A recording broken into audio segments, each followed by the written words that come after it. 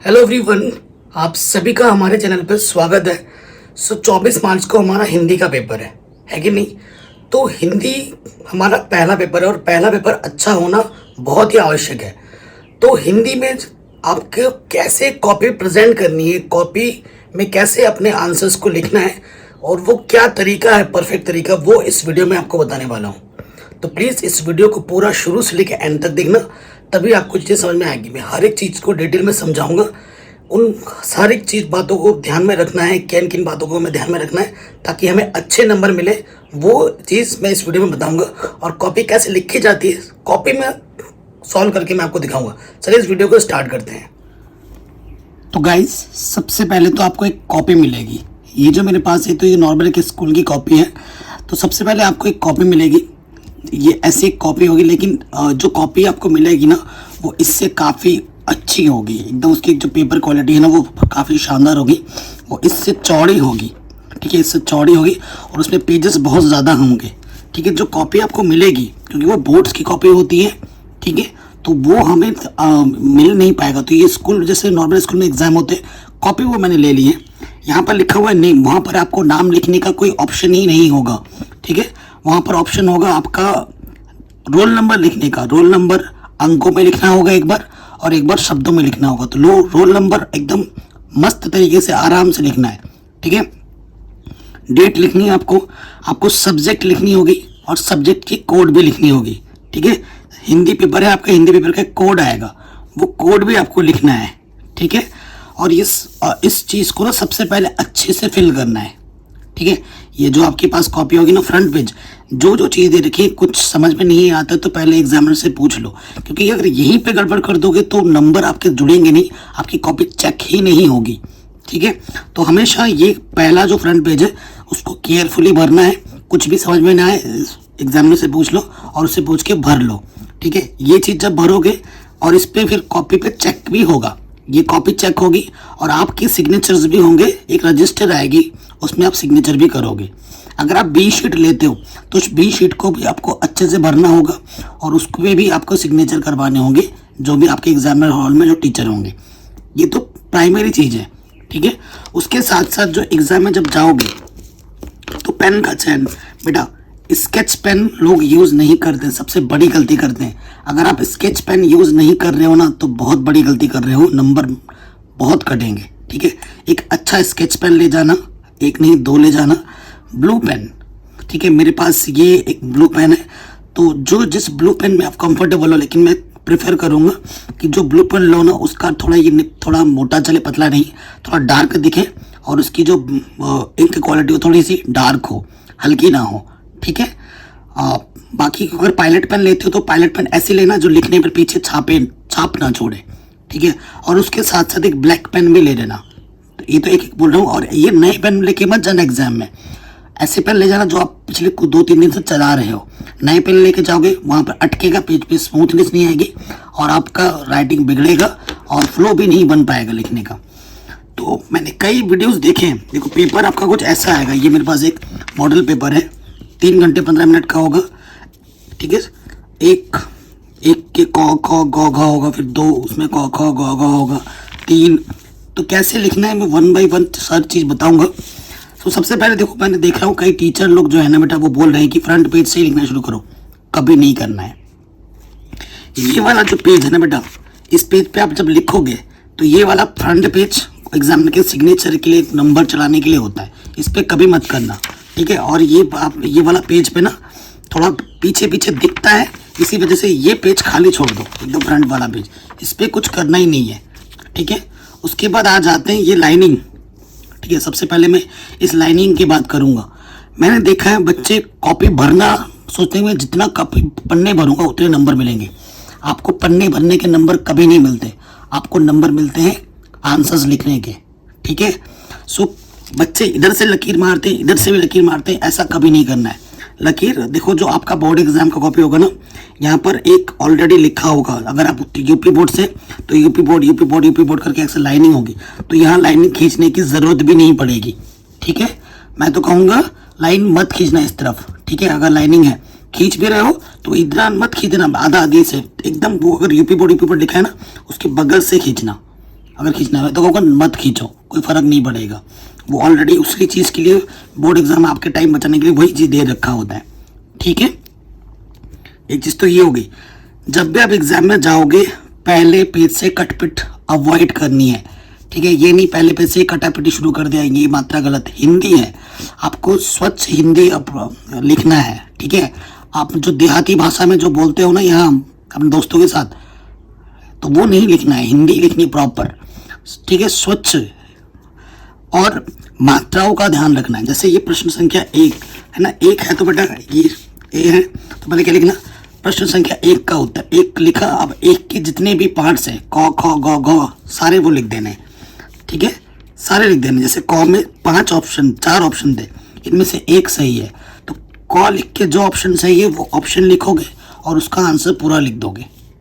ठीक है, और कभी कभी क्या होता है ना, जैसे हम फ्लो में लिख रहे हैं, जैसे हिंदी में मैंने पूरी लिख दी, डॉक्टर राजेंद्र प्रसाद, हो सके तो डॉक्टर राजेंद्र प्रसाद इस काले पेन से लिखो, या फिर नीचे अगर आपने ब्लू पेन से लिख दिया है तो नीचे ब्लैक पेन से एक मार्क लगा दो, तो एग्जामिनर की नज़र पड़ेगी।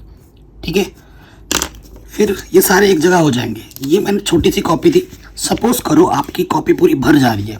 ठीक है, यहाँ पर जब भी एक प्रश्न पूरा खत्म हो जाए, जैसे प्रश्न के 1 खत्म हो गया, 4-5 पार्ट थे इसके, हमने लिख दिए। अब हमेशा जब एक खत्म हो जाए 2 लाइन छोड़ के लिखनी है, 1 नहीं 2 लाइन। अब मैं अगर यहाँ से लिखता प्रश्न संख्या 2 का उत्तर, सपोज करो यहाँ से अगर मैं लिखता, ये भरता और फिर मैं कॉल लिखता, तो मेरे पास 1 लाइन बचती। 1 लाइन में लिखता तो फिर वो दिखने में बेकार लगता।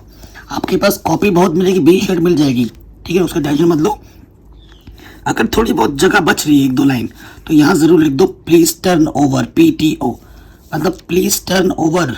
ठीक है, एग्जामिनर को संकेत जाएगा कि पन्ना उल्टी है, पलट के देखिए, फिर आप पन्ना पलटेंगे। देखो बेटा, ये मैंने खुद लिखा है, ये मेरी खुद की राइटिंग है। ठीक है, तो आप जज कर सकते हैं कि मैंने कैसे लिखा है। फिर आप यहाँ लिखेंगे प्रश्न संख्या 2 का उत्तर, नीचे एक लाइन लगा दिया मैंने। ठीक है, अब क नंबर में एक पैराग्राफ आप आता है, उसका संदर्भ लिखना है। तो इस संदर्भ लिखा, प्रस्तुत गद्यांश हमारी पाठ्य पुस्तक के गद्य खंड पे मैंने अंडरलाइन किया है कि भारतीय संस्कृति, मतलब भारतीय संस्कृति नामक पाठ्य पुस्तक से लिया गया है। इसके लेखक या फिर रचयिता डॉक्टर राजेंद्र प्रसाद है। तो अगर ये एक फ्लो में आपने लिख दिया है ना, तो नीचे एक ब्लैक पेन से मार्क कर दो, या फिर आपके पास अगर टाइम हो, थोड़ा पता चले गद्य खंड, तो गद्य खंड को इसी ब्लैक पेन से लिखो, भारतीय संस्कृति को भी इसी ब्लैक पेन से लिखो, और डॉक्टर राजेंद्र प्रसाद को भी इसी ब्लैक पेन से लिखो, तो दिखने में और अच्छा लगेगा, प्रेजेंटेशन और शानदार हो जाएगी। ठीक है, फिर ख रेखांकित अंश की व्याख्या करनी है। जो आपके ये रेखांकित होते हैं ना, ये जो लाइनिंग होती है, इनको आपको व्याख्या करना है कि रेखांकित अंश को व्याख्या कीजिए। तो यहाँ पर आपने लिख दिया रेखांकित अंश की व्याख्या, टॉपिक डाला, फिर उसकी व्याख्या हमने अपने शब्दों में की। अब एक चीज़ मैं बताना चाहता हूँ, देखो अगर कोई आंसर थोड़ा बड़ा है, ठीक है, जैसे ये 3-4 लाइन लिखने के बाद ना, ये नहीं कि एक तरफ से शुरू किया धनाधन लिखते जा रहे हो, ऐसा मत करना। 3-4 लाइन हुआ, यहाँ खत्म हुआ, देखो मैंने अच्छा ये इसे नहीं लिखा है, मैंने यहाँ से लिखा क्या, नहीं लिखा, मैंने नीचे लिया, यहाँ से लिखना स्टार्ट किया। ऐसे लिखूंगा थोड़ा ना अच्छा लगता है, और इनके बीच की थोड़ी गैपिंग सही से ही रखो, ये नहीं कि एकदम सटा के लिख दे रहे हो। ठीक है, तो दिखने में अच्छा रहेगा, सिमेट्री अच्छी बनी रहेगी। आप देख सकते हो मेरी कॉपी कैसी लग रही है। जब जो चीज़ दिखने में अच्छी लगती है ना, वही लोग प्रेफर करते हैं आजकल। ठीक है, दिखावटी ज़माना है, तो आपको भी अपने दिखावटीपन में थोड़ा सा एफर्ट डालना पड़ेगा। ये हो जाएगा, ये क्वेश्चन हो गया। जैसे ही एक क्वेश्चन खत्म हो, हमेशा एक लाइन छोड़ के दूसरा लिखना है। क खत्म हुआ, इसी के नीचे ख नहीं लिखना है, एक लाइन छोड़ के ख लिखना है। ये उत्तर खत्म हुआ, एक लाइन छोड़ के ग लिखना है। ये खत्म हुआ, एक लाइन छोड़ के घ लिखना है। फिर ये सारे लिखने हैं। बात आ रही समझ में? इस तरीके से लिखना है। ये पूरा खत्म हो जाए, अगले प्रश्न 2 लाइन छोड़ो, 1-2, प्रश्न संख्या 3 का उत्तर, क नंबर। जैसे कवि परिचय आता है ना, सूरदास लिख दिया मैंने। ठीक है, सूरदास लिखा, अंडरलाइन के नीचे यहाँ से। फिर लिखा मैंने जीवन परिचय, तो फिर उसके आगे यहाँ से लिखा महाकवि सूरदास का जन्म रुनकता नामक ग्राम में। ठीक है, ये रुनकता है, तो इसको हो सके तो ये जो रुनकता है ना बेटा, इसको काले पेन से लिखो तो बढ़िया रहेगा। ठीक है, अब आप देखो ये पूरा हेडलाइन हो गया, मतलब पूरा पहली नज़र इस पर पड़ रही है कि नहीं। फिर नामक ग्राम में सन इतने में हुआ था, सब कुछ लिख दिया। ठीक, ऐसे करके आपको लिखना है। फिर नेक्स्ट प्रश्न जैसे आएगा अलंकार के भेद है, जैसे अलंकार लिखा, अलंकार के दो मुख्य भेद होते हैं, नंबर 1 शब्द अलंकार, नंबर 2 अर्थ अलंकार। अगर इसकी परिभाषा बोलेगी तो नीचे लाके लिखते कि कई परिभाषा, इस तरीके से करना है। फिर जैसे ये प्रश्न खत्म हुआ, 2 लाइन छोड़ा मैंने, 1 2 4 पे आ गए, ठीक है। हमेशा उत्तर को उसके नंबर के हिसाब से लिखना है, ठीक है। जितना बोले उतना ही करना है, ज़्यादा बड़ा चढ़ा के लिखने में कोई फ़ायदा नहीं है, नंबर तो उतने ही मिलने हैं।